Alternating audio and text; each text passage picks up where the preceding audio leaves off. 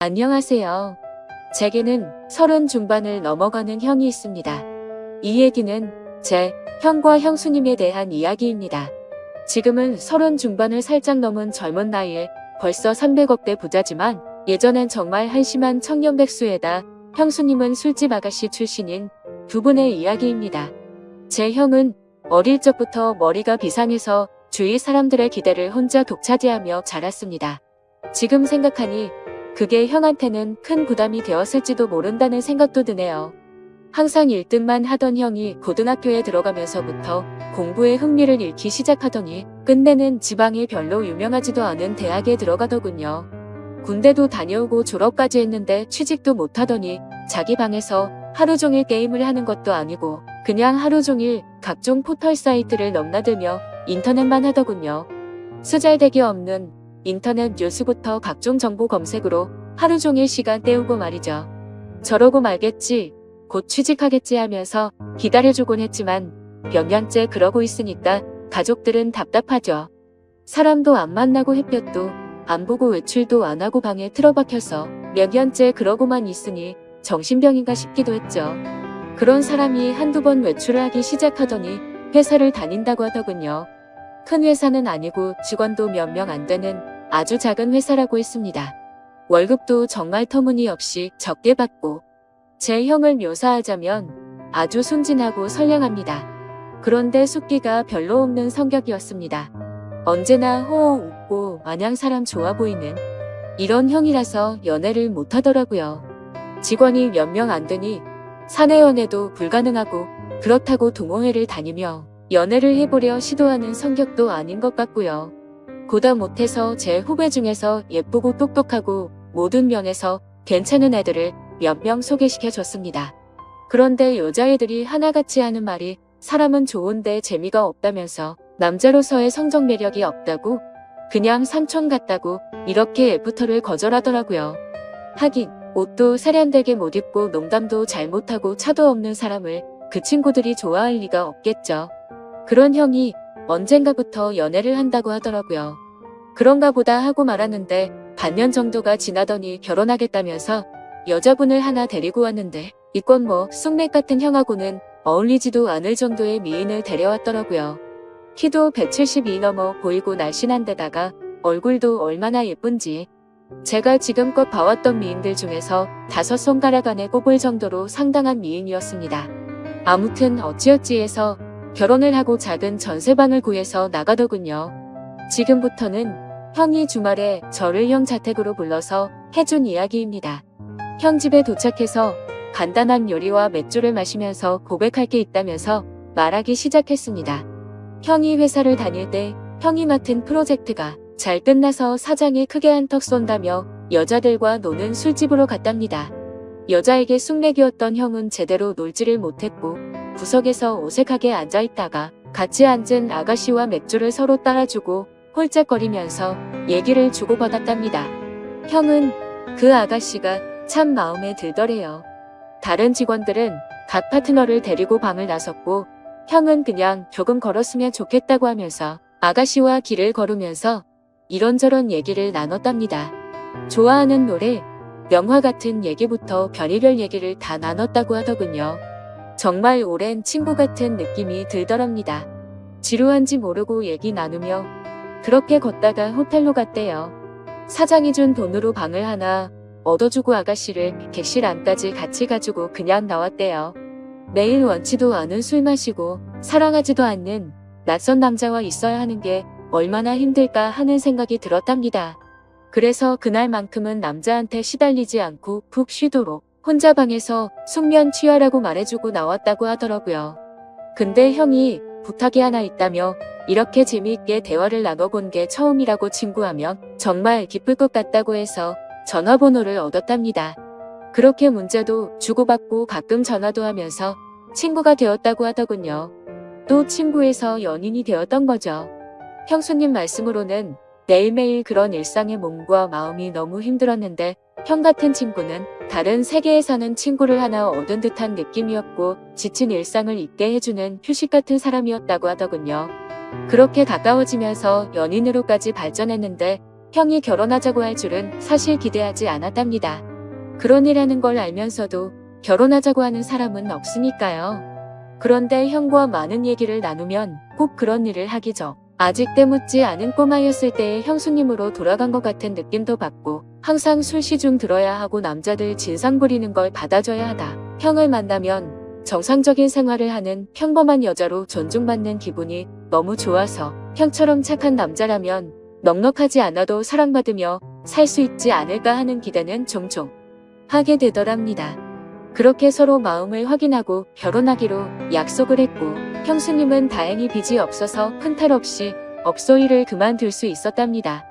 결혼 후에 형이 회사를 관두고 음식 파는 가게를 시작하고 싶다고 해서 부모님께 2억을 빌려서 가게를 냈고 예상 밖으로 돈이 더 들어서 형수님이 예전에 일하면서 모아둔 1억 5천까지 보태서 시작했는데 3개월 정도까지 안 되다가 점점 단골이 늘고 해서 소문이 나면서 북적이기 시작했답니다. 한번 불 붙으니까 걷잡을 수 없이 장사가 잘 되었다고 하더군요. 돈 버는 재미에 힘든 줄 모르고 일했답니다. 그러다가 창의력이 뛰어난 형이 남녀노소 좋아 할 만한 신메뉴도 개발하고 마케팅도 하다 보니까 동업하자는 사람들도 찾아오고 분점을 내달라는 사람들도 찾아오더래요. 그렇게 투자받아서 인테리어도 정비하고 정식으로 프랜차이즈로 등록하고 몇 년 동안 전국으로 가맹점을 내주기 시작해서 지금은 이름 대면 한 번쯤 들어봤을 법한 회사로 성장시켰답니다. 회사 관두고 해본 적도 없는 음식 사업에 도전한다고 했을 때 다들 말렸죠. 새 집 건너 한 집이 음식점이라고.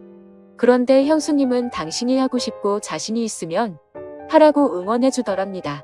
망해서 다 털어먹어도 동네에서 분식점 하면서 살면 되지.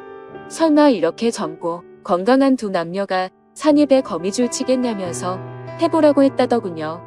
자기가 모았던 통장까지 내주면서 정말 힘들었답니다. 그런데 프랜차이즈로 등록시키고 가맹점 내주면서 더 힘들었답니다. 자기가 까딱 잘못해서 자기 믿고 가맹점 낸 점주들이 망하며 가맹점 하나당 가정 한 개가 파탄난다는 책임감 때문에 잠을 못 잤답니다. 하루에 2에서 3시간 정도밖에 안 자면서 소스 개발, 메뉴 개발, 투자자들 찾아다니고 시장 분석하러 다니고 점주들 장사 잘하라고 자기 노하우 담은 책자 제작해서 돌리고 그랬답니다. 다행히도 저희 형 프랜차이즈는 안정적으로 자리 잡아서 아직도 꽤 후원 평가를 받고 있답니다. 그래서 지금은 형 나이대에 흔치 않을 만큼 큰 돈을 벌었고 반포에서도 상당히 큰 집에서 살고 있습니다.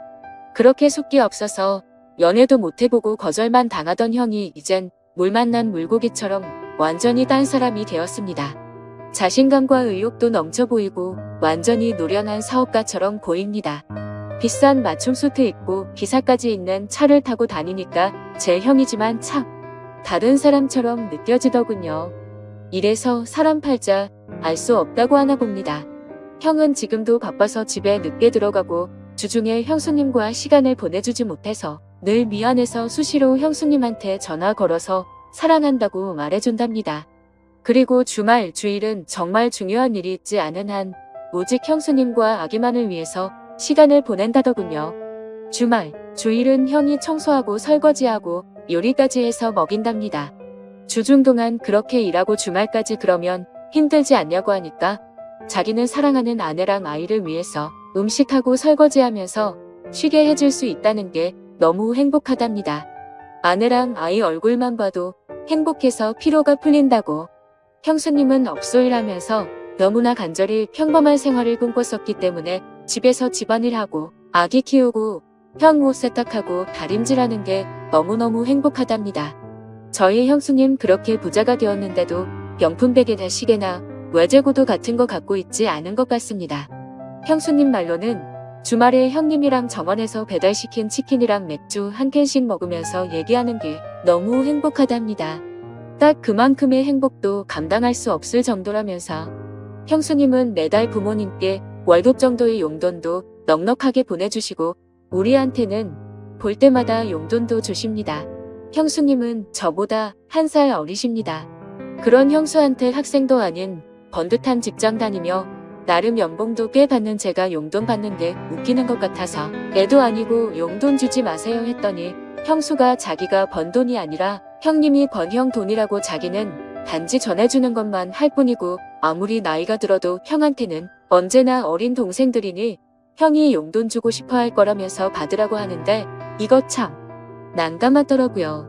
부모님은 형수님을 참 좋아하십니다. 남편한테 잘하고 시부모님께 잘하고 참하고 인물도 훌륭하고 멋보는 사람마다 며느리 칭찬을 하니까요. 저희 부모님도 형수님을 딸처럼 아끼십니다. 늘 우리 딸 그러시거든요. 처음엔 형수님 외모가 너무 바비 인형 같아서 머리숙한 형 등쳐먹으려는 곱뱀이 아닐까 하는 의심도 했었지만 지금은 존경스러울 정도입니다. 시부모님과 우리가 형수님께 너무 잘 대해줘서 형수님은 자신의 과거에 대해 숨겨온 것에 대해 지금껏 내 죄책감을 갖고 살았답니다. 그래서 털어놓고 싶어서 지금에서야 우리한테 말하는 거라고. 그래서 저는 누가 뭐래도 형수님은 우리 식구들이 가장 좋아한 우리 형수님이었고 앞으로도 그럴 겁니다. 형님과 형수님이 성실하게 살았다는 건 알았지만 그렇게 남들보다 몇 배로 애를 쓰며 살았다는 것까진 몰랐네요. 형수님 앞으로도 우리 형님 잘 부탁드립니다. 고맙습니다. 하면서 절을 하니까 형수님이 고맙다면서 우시더라고요. 저까지 마음이 아프더라고요. 얼마나 마음고생을 하셨으며 인간적으로 존경스럽더라고요. 잠도 못 자고 남들보다 더 애쓰며 살았고 그 정도의 큰 규모의 사업체를 잘 이끌어가고 있고 부자임에도 사치하지 않고 참 건전하고 예쁘게 사는 걸 보니 내 형님, 내 형수님이지만 인간적으로 너무 보기 좋습니다. 부모님께는 아직은 말씀드리지 않는 게 좋겠다고 했습니다. 저야 젊으니까 이해할 수 있지만 어른들은 그렇지 않을 수가 있거든요. 죄책감을 덜기 위해 말씀드렸다가 혹시나 더 큰 걸 감당하셔야만 할까봐 서로 상처가 될 수 있는 사항이잖아요. 아무튼 모든 분들이 저희 형님과 형수님처럼 현명하고 예쁜 사랑을 했으면 좋겠습니다. 긴 글 읽어주셔서 감사합니다.